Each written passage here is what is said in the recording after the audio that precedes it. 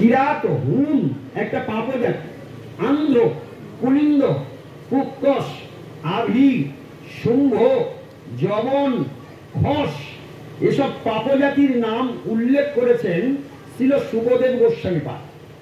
এইটুকু বলে ওখানে বলছেন যে এই কটি পাপের নাম বলেও উনি ক্ষান্ত হলেন না। আমরা যেমন বলি শেষকাংশে অমুক অমুক, আরো অনেকেই, এটি এটি এটি, আরো ইত্যাদি ইত্যাদি বলি কিনা। আমরা যেমন বলি শ্রীকৃষ্ণ চৈতন্য প্রভু নিত্যানন্দ শ্রী অদ্বৈত গদাধর শ্রীবাস আদি, শ্রীবাস আদি গৌর ভক্তবৃন্দ বলি কিনা।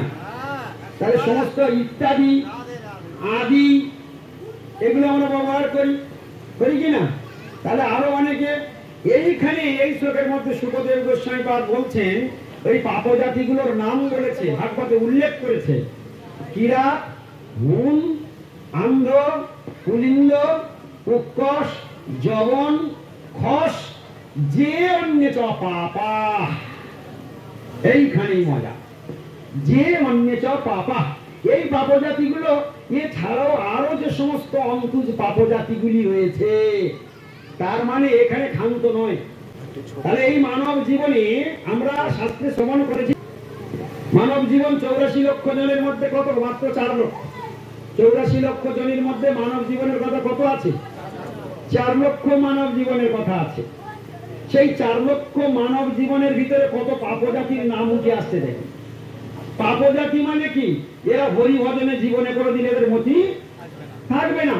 তাহলে তাদের মানব জীবন পাওয়ার না পাওয়া সমান হয়ে গেল। পশুরা হরিভজন করতে জানে না, পারবেও না। আর মানুষ জন্ম গ্রহণ করেও সে যখন পাপের পঙ্কিলে ডুবে থাকবে, সে হরিভজন জিন্দেগি করবেও না। তাহলে তাহলে এমন কিছু শ্রেষ্ঠত্ব লাভ হলোই না। এইখানে বলছে কত দয়া পরমেশ্বর ভগবানের। দেখো ভগবানের ভক্ত কত দয়ালু, ভগবান কত দয়ালু, ভগবান কত শক্তিশালী, ভগবানের ভক্ত কত শক্তিশালী। এইসব কথাগুলোর মধ্যে থেকে আমরা বুঝতে পারব।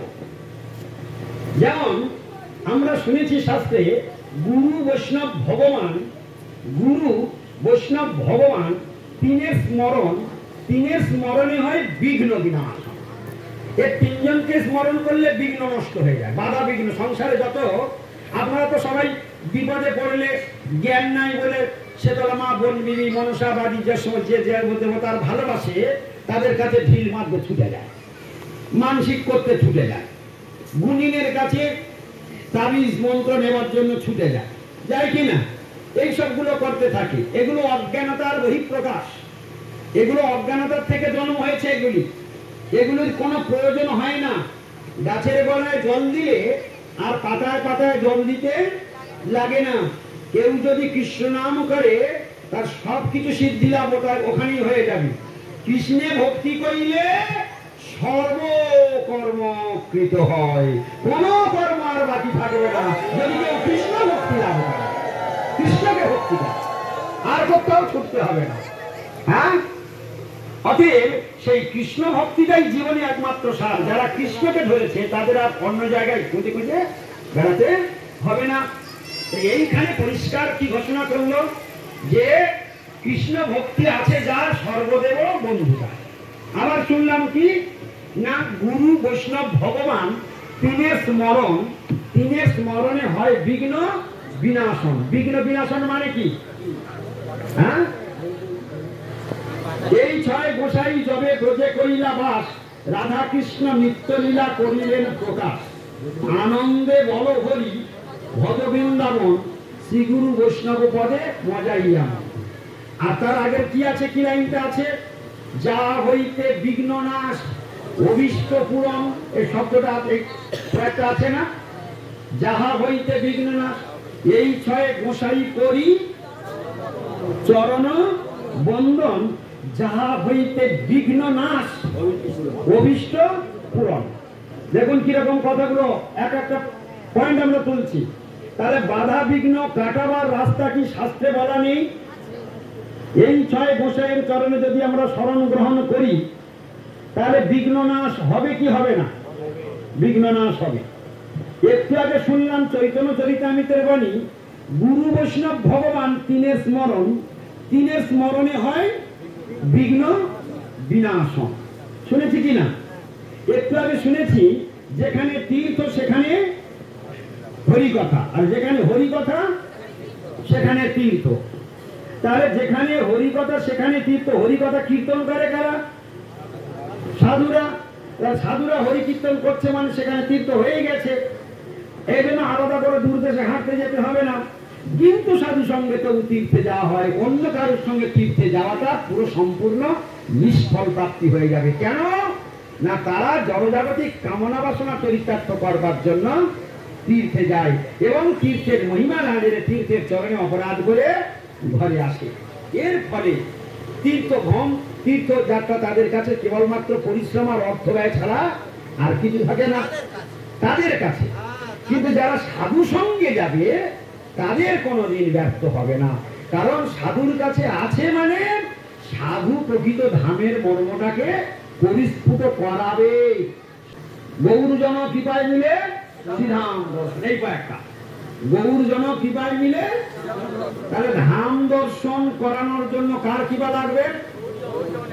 আমরা সকালবেলা কীর্তন করি, গুরুদেব কবে কব করুণা প্রকাশে শ্রী গৌরাঙ্গ লীলা হয় নিত্য তত্ত্ব, এই দৃঢ় বিশ্বাস। এই পর্যন্ত বলার পরে তারপর কি বলছে বলতো?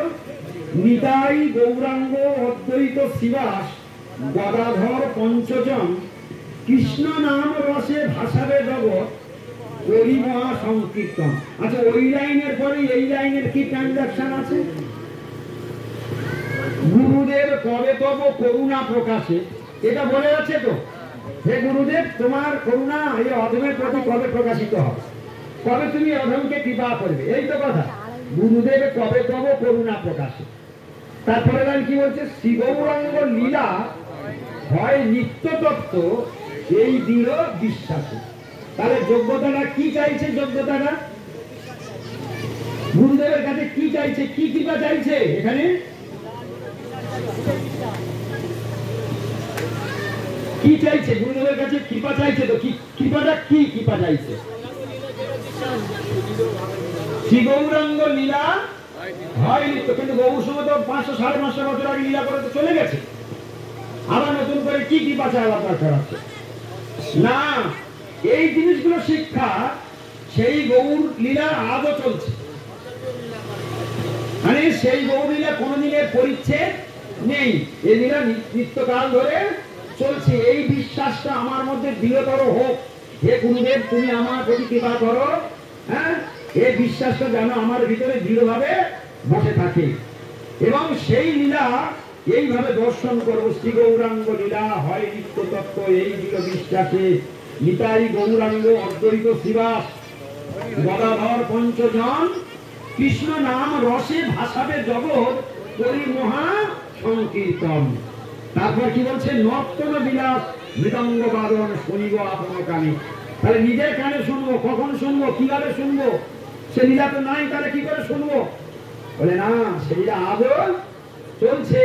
সমস্ত স্থানে স্থানে অদ্যাপিও সেই লীলা করে গৌর রায়।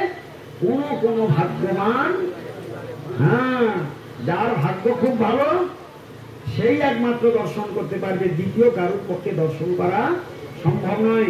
সেই জন্য এখানে বলছে সেই যে নিত্যলীলা দর্শন, এ কার কৃপাতে হলো? গুরু কৃপা। কার কৃপাতে হলো? গুরু কৃপা বিনা এই লীলা দর্শন করা সম্ভব হচ্ছে না। তাহলে ভগবত লীলা কে দর্শন করাবে? তাহলে ধাম দর্শন কার কৃপায় হয়?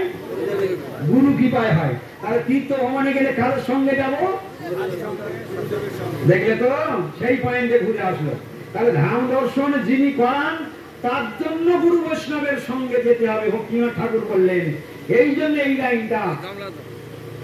লাইনটা, গৌর আমার যে সব স্থান করণ ভ্রমণ রঙ্গে, সে সব স্থান হেরব আমি প্রণয়ী ভক্ত সঙ্গে। সেদিন গুরুদেব বলছেন যে তীর্থে সাধু নাই সে তীর্থ নয়। যে তীর্থে গৌর সুন্দরের চরণ ধরি পড়ে নাই, বর্তমান গুরুদেব বলছেন, ভালো করে মনে করো, বর্তমান গুরুদেব বসে রয়েছে, বলছেন যেখানে গৌর সুন্দরের চরণ ধুলি পড়ে নাই সেই স্থান গৌরীয়গণ কখনো আদরের চোখে দর্শন করেন না। যেখানে আমার গৌর সুন্দরের পদধূলি পড়েছে সেটা আমাদের গৌরীয়দের কাছে পরম পরম আদরের স্থান। সে স্থান আমাদের পরম হৃদয়ের ধন। সে স্থানে আমরা যাবই যাব, কিন্তু কাদের সঙ্গে যাব? একা একা। একা একা নয়, বিড়ি খাওয়া লোকের সঙ্গে নয়, আমিষ ভোজন লোকের সঙ্গে আমি তীর্থ ভ্রমণে কোনোদিন যাব না। যদি আমি যাই আমি ঠকে চলে আসবই আসবো। সেখানে অর্থদণ্ড হবে, পরিশ্রম হবে এবং ধাম প্রভুর চরণে অপরাধ করে ঘরে আসতে হবে। একদম 100% শিওর, সেখানে কোনো ছাড় চলে না। কারণ তুমি ধামের চরণে গিয়ে তুমি সেখানে 10 প্রকার ধাম অপরাধ আছে। বলো দেখি, তোমরা তো তীর্থ ভ্রমণে যাও, 10 প্রকার ধাম অপরাধ আছে। 10 প্রকার ধাম অপরাধ কে জানো তোমরা? কজন বা জানো ধাম অপরাধ? তাহলে ধাম যাচ্ছ কেন? অপরাধ করতে যাচ্ছ নিশ্চয়ই, তুমি জানো না তো যাচ্ছ কেন? সেখানে গেলে তুমি যদি জানতে পারো ওখানে গেলেই বিপদ হবে, তাহলে সেই সময় তুমি যাবে না, টিকিট ক্যান্সেল করবে। আর আমি যদি জানতে পারি ধামে গেলে ধাম 10টা অপরাধ আমার ঘাড়ে চাপবে, তাহলে আমি কেন যাব? তাহলে যাচ্ছে কেন? বলে জানে না, বলে যাচ্ছে, মরতে যাচ্ছে। তাহলে কাদের সঙ্গে যাব? সাধুরা 10টা ধাম অপরাধ সম্বন্ধে সাবধান আছে, তাই নিজেরা ধাম অপরাধ করবে না আর আমাদের কাউকে করতেও দেবে না। তাহলে আমি বেঁচে গেলাম নাকি? বেঁচে গেলাম কিনা? তাহলে যদি কোনোদিন তীর্থ ভ্রমণে যাই কাদের সঙ্গে যাব? সাধু সঙ্গে যাব। সেই জন্য আজকের একাদশীর দিনের কীর্তন, তার থেকে 2-1 লাইন এখানে আস্বাদন করলাম। সেই কীর্তনের প্রথম লাইন কি বলছে? শুদ্ধ ভকত চরণ রেণু ভজন অনুকূল, ভকত সেবা পরম সিদ্ধি প্রেম লতিকার। কি অপূর্ব কথা এইটা! এই কীর্তনটা আমরা প্রত্যেক দিন প্রতি একাদশীতে গাই। প্রতি একাদশীতে গাই কিনা? শুদ্ধ ভকত চরণ রেণু ভজন অনুকূল, ভকত সেবা পরম সিদ্ধি প্রেম লতিকার মুখ।